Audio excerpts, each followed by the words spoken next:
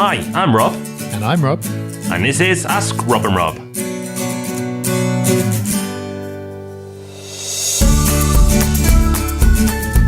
Yes, good day to you. Thank you very much for joining us for another episode of Ask Rob and Rob. Hopefully you're in the mood for hearing a couple of people asking questions about property and then hearing another couple of people answer those questions about property. If you have, you're in the right place. If not, maybe hit skip. But don't do that because we've got some really good questions coming up. And about the only thing better than hearing the answers to other people's questions is hearing the answer to your own. And there are a couple of ways you can make that happen. There are indeed. You can use a computer or you can use a phone. And in fact, most phones are computers now, so you can use the same thing. Anyway, it's super simple. So option 1, call 013-828 00035. Normal rate supply, of course. No cheeky premium numbers here. Or go to thepropertyhub.net/ask. And as Rob said, that's exactly what two wonderful listeners have done. Let's listen to the first one. Hi, Rob and Rob. Please keep up the great work for the podcast. I've recommended it to a few people now, and they're all hooked. I've got a quick question for you, if that's all right. I read an article last week about Airbnb and the potential to double what you'd get on a standard tenancy. I would be interested for my one bed in North London. It's close to a good transport hub, which I hear is the main thing. It's 2 stops from King's Cross. I wondered if you had any experience of this, the pros and cons, any tax implications, and also the property is leasehold, and I've heard some leases might not allow this. So if you've got any information on that, it would all be very helpful. Thanks very much. Bye. Okay, bit of a hot topic, this one. Lots of people talking about this at the moment. And the headline, basically, the fact that you can get a lot more income with Airbnb than you can with a normal let, is completely true. It is very appealing. You just have to dig down a little bit and make sure it's still appealing after taking a couple of things into account. So the first thing, as you quite rightly referred to, is consents from various people. So if it's a leasehold property, your lease may say something like it has to be on an AST for a certain number of months, and therefore you can't, if you're going strictly by the lease, do Airbnb. If you've got a mortgage, your lender almost certainly won't allow you to do it. And then there can be planning issues as well. It's a tricky area, and I'd probably say that the majority of people aren't doing it 100% by the book.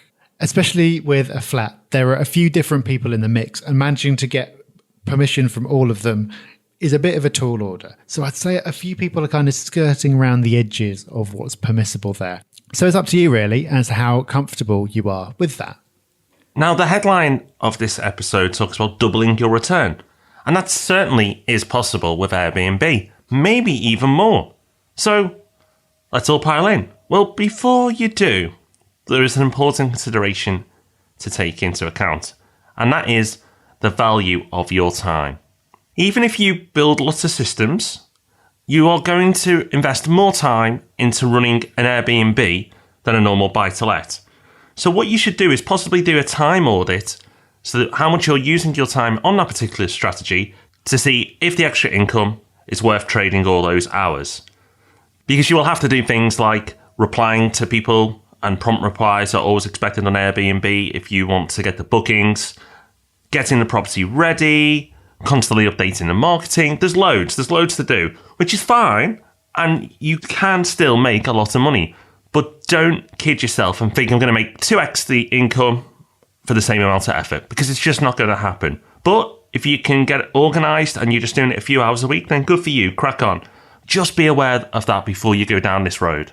Okay, so Airbnb is a hot topic, and something that is always a hot topic where we're involved is the property cycle. And thankfully, Blake has got a question to allow us to talk about it a little bit more. Hi, Rob and Rob. Blake here. Just wanted to say thank you for a great podcast.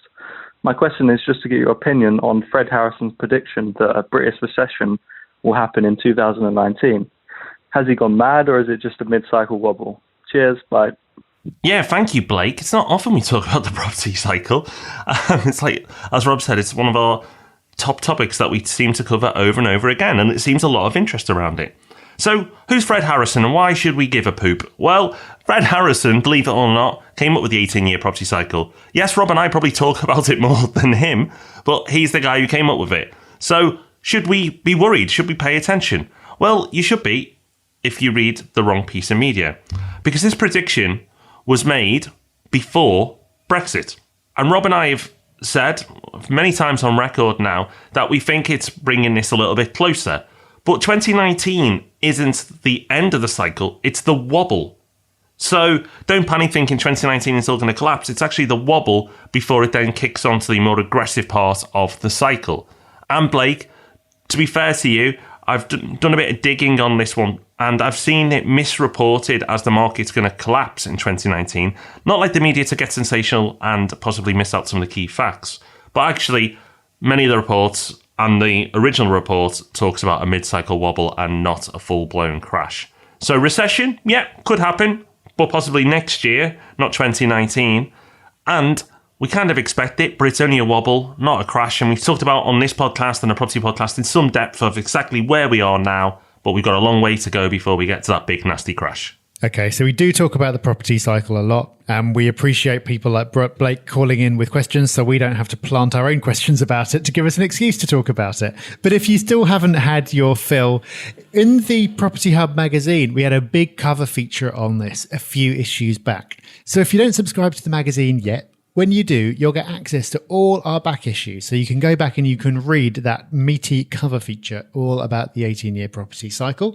And every 3 months, you'll have a new issue drop through your letterbox with other such meaty features, as well as loads of case studies, the latest news, top tips from lettings and finance professionals, and a whole lot more besides. And it's only £5 a quarter, including delivery.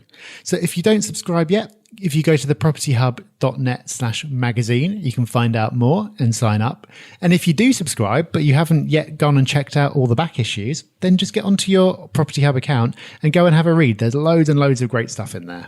There is. And if you subscribe to the magazine, we now do a exclusive webinar every time the magazine comes out for our subscribers, exclusively for them. So even more reason to make sure you subscribe. An absolute steal at £5 delivered. Super high quality. I'm sure you'll love it. So make sure you go and get yourself a copy, go through the back copies, and enjoy those webinars we put together. But don't worry, we will be back next Thursday. So you got a bit to do, sign up to the magazine between now and then. But we will be back with the Property Podcast. And of course, we'll be back with Ask Rob and Rob. So until then, have a lovely time. We'll speak to you soon. Bye-bye. Bye-bye.